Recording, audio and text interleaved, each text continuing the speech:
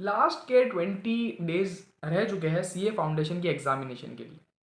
हो सकता है किसी स्टूडेंट की इतनी अच्छी तैयारी नहीं हुई हो सकता है कोई स्टूडेंट वेल प्रिपेयर्ड ना हो सकता है कोई कमी रह गई हो, कोई प्रॉब्लम आ गई हो।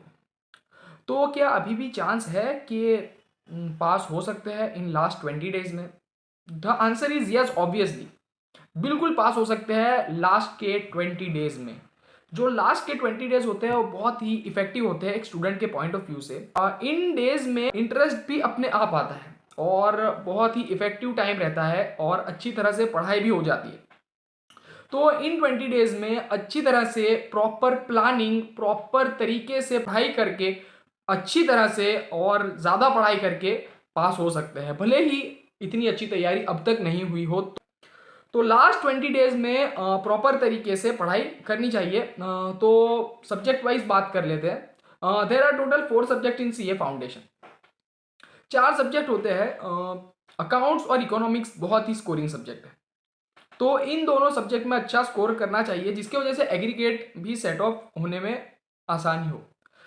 मैथ्स और लॉ में इतना स्कोर नहीं किया जा सकता है, तो अगर इसमें कुछ प्रॉब्लम होता है तो अकाउंट्स और इकोनॉमिक की मदद से सेट ऑफ का बेनिफिट मिल सकता है। तो अकाउंट्स की बात करते हैं। सबसे पहले अकाउंट्स में कुछ ऐसे चैप्टर्स है जो स्कोरिंग भी है और इजी भी है, जैसे कि NPO, consignment, BRS, company, final accounts, average due date. इन सब चैप्टर्स से अराउंड 60 मार्क्स का लगभग आ सकता है। इन चैप्टर्स को प्रायोरिटी पे रख के इन चैप्टर्स पर अच्छी तरह से फोकस करके इन्हें अच्छी तरह से प्रिपेयर करके एग्जामिनेशन में जाना चाहिए। और थियरी को इग्नोर नहीं करना चाहिए अकाउंट्स में, और ट्रू और फॉल्स को भी इग्नोर नहीं करना चाहिए। ये सब चीज़ें अच्छी तरह से करके जानी चाहिए, जिसकी वजह से स्कोर करने में आसानी होगी। अब बात करते हैं लॉ की। लॉ एक थियरी सब्जेक्ट है जो एक बहुत ही हैवी सब्जेक्ट रहता है सीए फाउंडेशन स्टूडेंट्स के लिए। इसमें मार्क्स भर भर के कट सकते हैं, तो इसमें हमें ध्यान रखना चाहिए लैंग्वेज का। लैंग्वेज भी हमें प्रॉपर यूज़ करनी चाहिए, टेक्निकल वर्ड्स हमें यूज़ करने चाहिए, की वर्ड्स हमें यूज़ करने चाहिए, और जो इम्पोर्टेंट लाइंस हो उसे अंडरलाइन भी करने चाहिए एग्जामिनेशन में। इसमें भी जो कुछ चैप्टर्स है, इंडियन कॉन्ट्रैक्ट एक्ट है, कंपनी है, ये बड़े बड़े चैप्टर्स है। इनका वेटेज भी अच्छा है और इन्हें अच्छी तरह से करके जाना चाहिए। और बीसीआर में सबसे पहले तो कंप्रिहेंशन कर लेना चाहिए, फिर नोट मेकिंग, समरी, ये कंपलसरी में आता है। कंप्रिहेंशन और नोट मेकिंग और समरी ये कंपलसरी क्वेश्चन में आता है, तो इन्हें तो अच्छी तरह से कर लेना चाहिए प्रैक्टिस के साथ। फिर आता है ग्रामर। ग्रामर में भी कंसेप्ट्स क्लियर रखने चाहिए। फिर आता है मीनिंग। मीनिंग के लिए क्या करना चाहिए? मीनिंग यहाँ पे बहुत ही टेक्निकल आते हैं एग्जामिनेशंस में। मीनिंग के लिए पास्ट ईयर पेपर्स के क्वेश्चंस के जो मीनिंग्स है वो देख सकते हैं, आरटीबीज, एमटीबीज, वहाँ से मीनिंग को रिफर कर सकते हैं। फिर आता है राइटिंग स्किल्स। राइटिंग स्किल्स के लिए प्रॉपर फॉर्मेट तो अच्छी तरह से याद होना चाहिए, हाँ, और प्रैक्टिस भी थोड़ी बहुत कर लेनी चाहिए।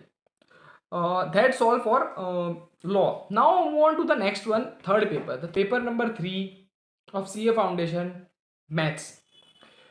Maths CA Foundation का सबसे हैवी सब्जेक्ट है। पेपर देने के बाद सबसे हैवी जो सब्जेक्ट लगता है कि भाई जिसमें बहुत ही हाँ प्रॉब्लमेटिक लगता है, पास होने में भी दिक्कत आ जाती है स्टूडेंट्स को पेपर देने के बाद, वो है मैथ्स।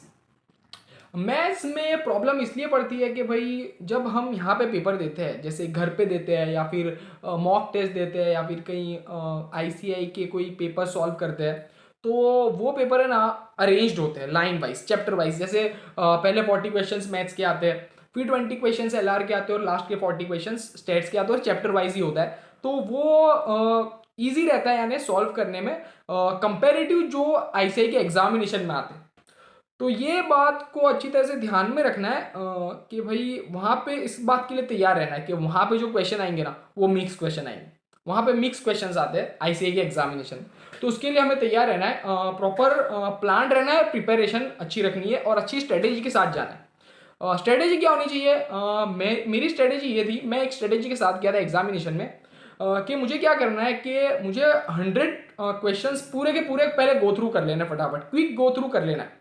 जिससे ये होगा कि 100 क्वेश्चंस मुझे पता चल जाएंगे कि ये 100 क्वेश्चंस है, और ऐसा जो लग रहा है कि भाई जो तुरंत ही हो रहा है, देखते ही पता चल रहा है इसका आंसर, तो उसे हमें मार्क कर लेना चाहिए, उसे डन कर लेना चाहिए। जिससे एक ये बहुत ही बड़ा बेनिफिट मिल जाएगा कि हमारा कोई भी क्वेश्चन छूटेगा नहीं। जैसे कि हमें कोई क्वेश्चंस आता हो और हम नहीं कर पाए, जो इजी भी हो, तो ये एक बहुत ही बड़ा बेनिफिट है। जैसे कोई स्टूडेंट्स अगर स्टार्टिंग से स्टार्ट करता है, तो उसको एक नेगेटिविटी ये मिल सकती है कि स्टार्टिंग से करे जा रहा है और लास्ट के कुछ क्वेश्चंस छूट गए, उसने देखे भी नहीं। तो ये और नहीं होना चाहिए। जैसे कि कोई स्टूडेंट के साथ हो सकता है जिसने देखे भी नहीं, जो भले ही इजी हो, आते भी हो, लेकिन स्ट्रेटेजी बरोबर नहीं अप्लाई करने की वजह से प्रॉब्लम हो गई हो। तो ये वाली जो स्ट्रेटेजी है कि भाई पहले ही पूरे क्वेश्चंस को, सारे क्वेश्चंस को गो थ्रू कर लेना, ये बहुत ही अच्छी है। तो जो ऐसा लग रहा है कि तुरंत ही आ रहा है, जैसे कि थियरी क्वेश्चंस है, थियरी क्वेश्चंस हमें देखते ही पता चल जाता है कि भाई इसका आंसर ये है, तो तुरंत तुरंत उसे मार्क कर दो। और कैलकुलेटिव भी है जो एकदम छोटा है कि भाई देखते ही ऐसा लग रहा है कि तुरंत हम कर देंगे, तो उसे कर दो। तो जिससे एक बेनिफिट ये मिल जाएगा कि हम 100 क्वेश्चंस को देख लेंगे, जिससे ये नहीं होगा कि जो हमें आता भी होगा, इजी भी होगा, और वो हमारा छूट जाए टाइमिंग की वजह से या हमारी प्रॉपर स्ट्रेटेजी नहीं होने की वजह से। तो ये एक स्ट्रेटेजी से चलना चाहिए कि 100 क्वेश्चंस तो पूरे गो थ्रू कर ही लेने चाहिए। तो एक बहुत ही बड़ा जिससे बेनिफिट मिल जाएगा कि हम पूरे क्वेश्चंस हम देख लेंगे। तो इस स्ट्रेटेजी से जाना चाहिए। मैथ्स में भी जो स्टैट्स है उसमें थियरी चैप्टर्स है, और वेटेज भी अच्छा है।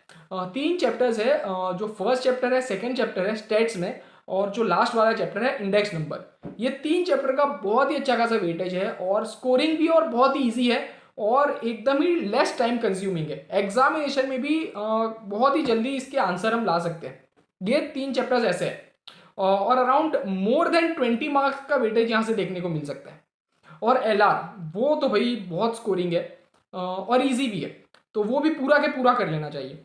और मैथ्स में सबसे पहले time value of money, TVM, उसके बाद रेशियो प्रोपोर्शन, परम्यूटेशन कॉम्बिनेशन, और सीक्वेंस वाला चैप्टर। ये 4 चैप्टर यहाँ पे एकदम प्रायोरिटी पे और एकदम अच्छी तरह से होने चाहिए। तो ये जो चैप्टर्स बताए अराउंड 60 मार्क का, इन सब में से ही वेटेज हो जाएगा, कवरेज हो जाएगा इन चैप्टर्स में से ही। तो इन सब चैप्टर्स को तो अच्छी तरह से कर ही लेना चाहिए, और प्रॉपर स्ट्रेटेजी के साथ जाना चाहिए, कि ऐसा नहीं हो कि जो हमें आता हो वो भी हमसे छूट जाए, ऐसा नहीं होना चाहिए। तो प्रॉपर स्ट्रेटेजी के साथ जाना चाहिए मैथ्स के लिए। और पैनिक नहीं होना एग्जामिनेशन में पेपर देख के, बस कॉन्फिडेंस के साथ आगे बढ़ते जाना चाहिए। Now move on to the last paper, paper number 4, economics. Economics सबसे स्कोरिंग सब्जेक्ट, सबसे आसान सब्जेक्ट सीए फाउंडेशन का, जिसमें स्कोर करना बड़ा ही आसान होता है। और इसके पहले वाले पेपर्स में अगर कुछ ऊंच नीच हो गई हो, या कुछ कम ज़्यादा हो गया हो, कुछ आगे पीछे हो गया हो, तो ये सेट ऑफ करने में मदद कर सकता है। ये इजी भी सब्जेक्ट है और स्कोरिंग भी है। इकोनॉमिक्स में 3 जो चैप्टर्स है, first chapter, fourth chapter and fifth chapter, ये इजी भी है और स्कोरिंग भी है। तो इन चैप्टर को प्रायोरिटी पे रख के एकदम अच्छी तरह से प्रिपेयर करना चाहिए, और बाकी चैप्टर्स को भी करना चाहिए। और बीसीके में तो अराउंड सभी चैप्टर्स के इक्वल वेटेज होता है, बीसीके को भी पूरा अच्छी तरह से कर लेना चाहिए। तो यहाँ पे कम से कम एग्जाम्शन की तो ट्राई करनी चाहिए। ये इजी भी और स्कोरिंग भी है। और पेपर में ऐसा नहीं होता कि पेपर छूट जाएगा, ऐसा नहीं होता। पेपर में थियोरेटिकल है, तो पेपर में भी आराम से अच्छी तरह से ध्यान देके करना चाहिए। एक सजेशन ये है इकोनॉमिक्स के लिए, बहुत ही इंपॉर्टेंट है, मॉड्यूल के जो बैक साइड के जो क्वेश्चंस है ना, उसे तो अच्छी तरह से कर ही लेना चाहिए। उसमें से ही कई क्वेश्चंस तो आप देखने मिल सकते हैं, और सारे चैप्टर्स की कंसेप्चुअली क्लैरिटी होनी चाहिए। तो दैट्स फॉर इकोनॉमिक्स। इकोनॉमिक्स और अकाउंट्स ऐसे सब्जेक्ट्स है जो बहुत ही स्कोरिंग है, तो इनमें स्कोर करने की ट्राई करनी चाहिए।